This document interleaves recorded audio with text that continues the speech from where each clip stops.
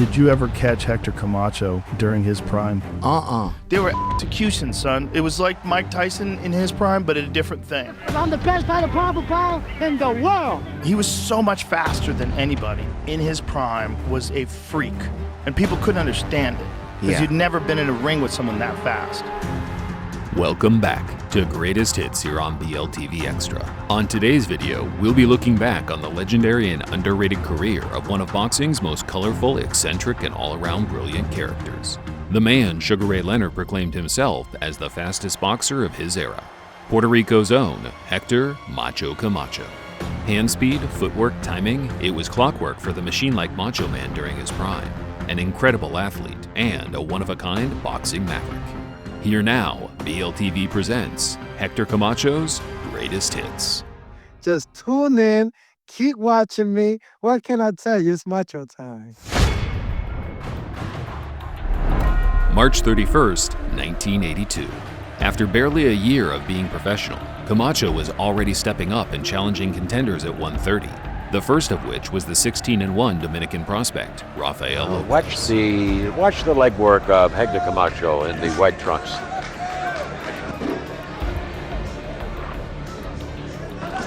I hope I'm not doing any injustice to Rafael Lopez. Ever since he was a Golden Glove, an outstanding heavyweight in Detroit, 11 wins.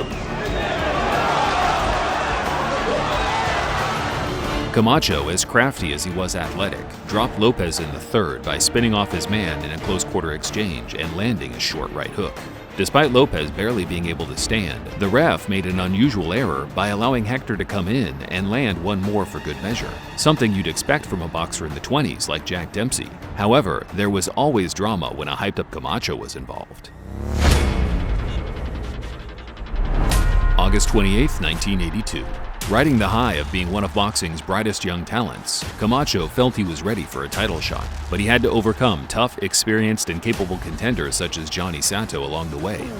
Macho Camacho does not lack confidence. When Lamone was going to fight Rolando Navarrete, try to do what he wants to do.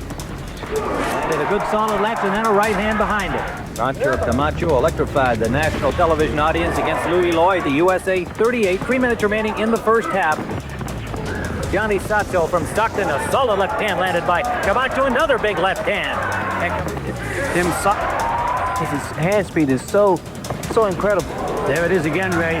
5-punch combination, every one right on the mark. He's got Sato in trouble, and Sato down. Camacho just absolutely blitzed Sato inside 4 rounds, barely breaking a sweat and looking ready enough to challenge another contender on the same night. November 20th, 1982. Competing in his 7th fight of the year, an ever-confident Camacho stepped up to face the 29-0 top contender, Greg Coverson. He is not at all intimidated by Macho Camacho, and we're underway. Macho sends Coverson to the canvas. An over-eager Coverson got a reality check in the first round, getting dropped by a lightning-fast combination, and then proceeded to be saved by the bell. Coverson indicating he's ready to go. He may be more embarrassed than hurt. Round 2 scheduled for 10, and again he's staggered by his great left hand and sent to the canvas. Camacho dropped Coverson once more at the beginning of the second, and then began beating his opponent up for the remaining rounds, dropping him once more in the 8th, leading to a wide unanimous decision over the scheduled 10-round distance. February 12th, 1983. Now transitioning into the more flamboyant character we know him as today, he challenged yet another top-rated contender with a good winning record in John Montez. This brought the combined record of Camacho's previous 4 opponents to an impressive 92 victories, with only a single defeat between them. Ranked number 4 at the junior lightweight by the WBC. Montez, the number 7 ranked lightweight by the WBC. Oh, tunnel, left upper feet, and down goes Lopez, and it is all over. Hector Camacho. Camacho turned the lights out on Montez barely a minute into the opening round, chopping him down with a short uppercut on the inside, leaving no doubt in the eyes of the fans that he was now ready to step up and challenge for a world title at 130 pounds. Hector, are you surprised that you got him in 1? And what can I say? You know, it just happened, you know. But you... August 7th, 1983. Camacho was all business as he entered the toughest and most crucial fight of his career, putting his unbeaten record on the line against the hard-punching two-time featherweight champion, Rafael Bazooka Limon, for the WBC Super Featherweight title. And a bell for round number 1. Richard Steele, the referee, calls him to the center of the ring. A quick start by Camacho. Sounds like he can tell what he's going to do or what is going to happen. And that was some right hook. His opponent Camacho said it hadn't bothered him at all. The styles.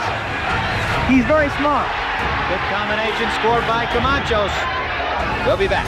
Down goes Limon with a left hand at the bell. Camacho dropped Limon with a swooping left hook at the end of the third. Limon was out of ideas, couldn't handle the speed, while Camacho was just getting warmed up.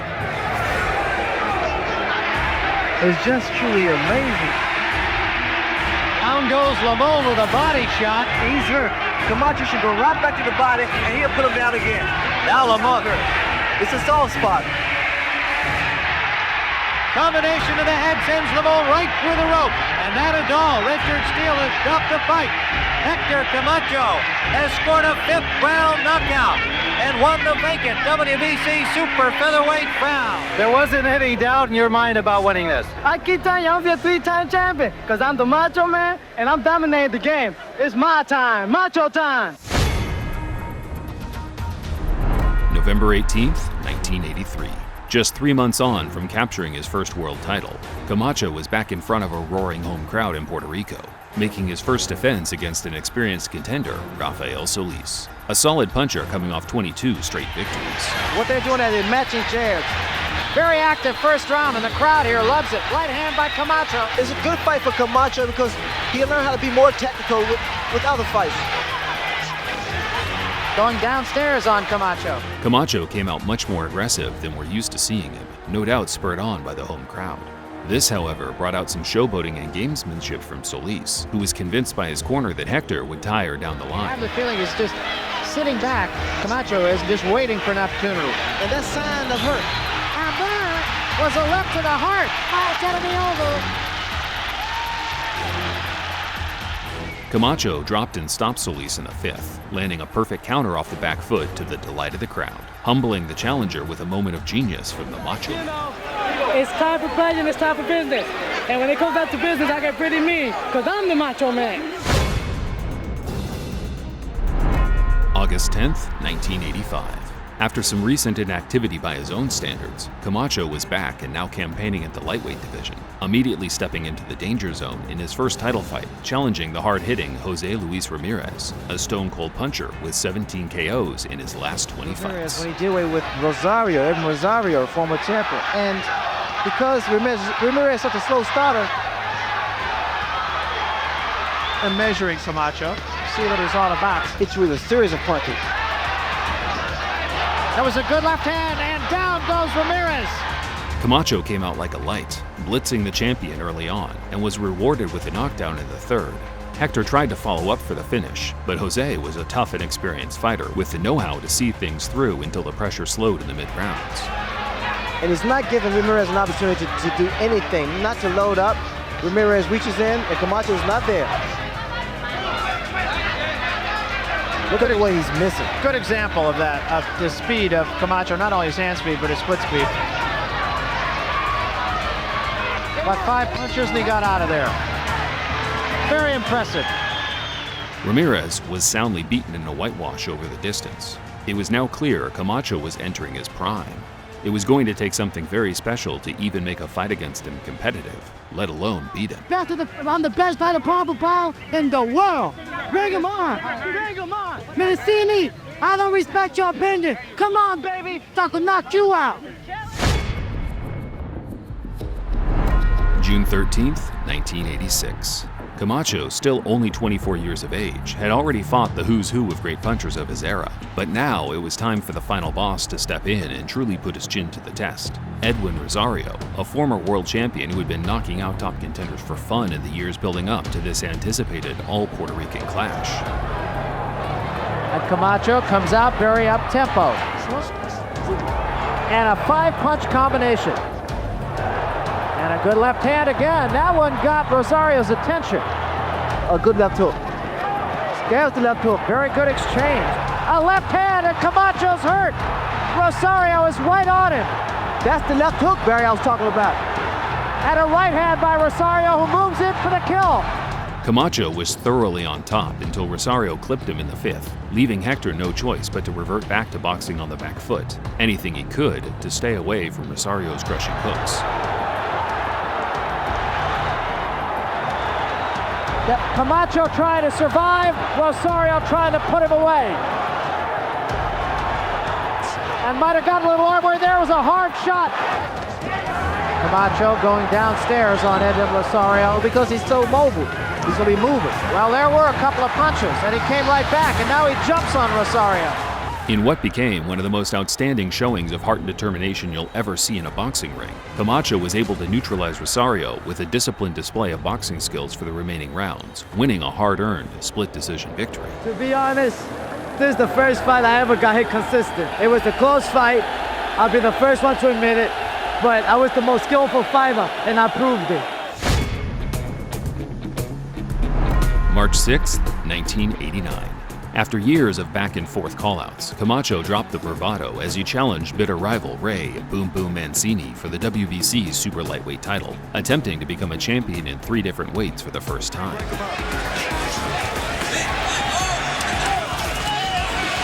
Mancini has Camacho on the ropes, but Camacho is straight right to get away. Beautiful spinning outside that corner. Fight number 33 against Cruz last June, and here's Mancini trying to track down the elusive Macho Man.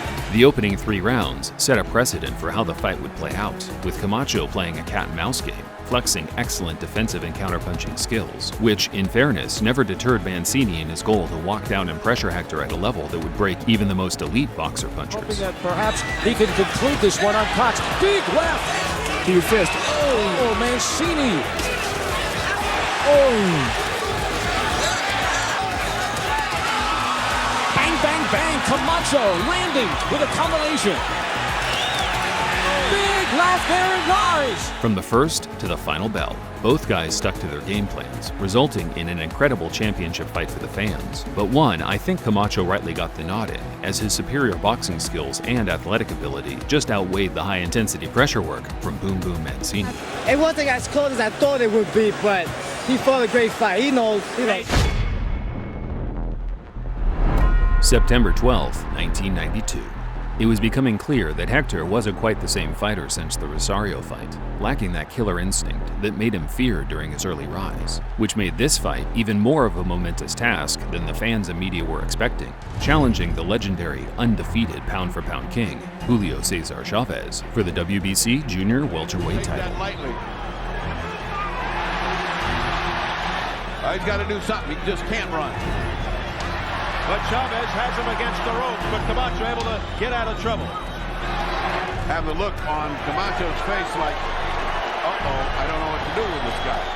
The fight wasn't even remotely close. Chavez applied relentless pressure and just beat the fight out of Camacho from the first bell, landing every punch in the book as the once fleet-footed speedster just had to stand there and take the beating of a lifetime. Chavez won by a wide unanimous decision, putting an end to the incredible Camacho run that saw him on top of the sport for the best part of a decade. I got what they like. It's just like before a fight, I just don't go away and be shaking. Nah, I go in, I start acting crazy, yeah, buddy, and I throw my little flurries. That's something that's colorful. You know, not everybody has it. Ali had it, Ray Leonard had it, and right now the way I'm coming up, I have it. I seen everything. I seen the Mancini fight. I see myself winning my 3 titles. I see my dream house. I see myself buying the house for my mother.